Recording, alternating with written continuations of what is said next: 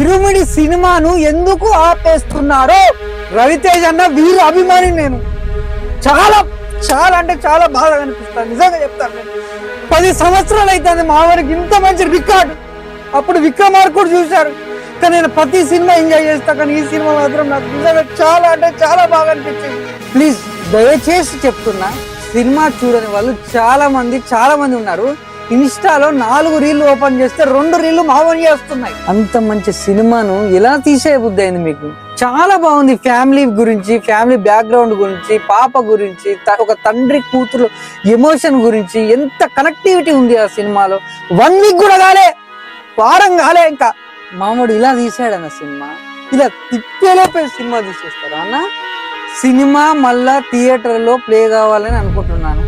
నా పేరు వికాస్ ఫ్రమ్ వరంగల్. రవితేజ్ అన్నకు డై హార్ట్ ఫ్యాన్. నేనుండగా యముడు కాదు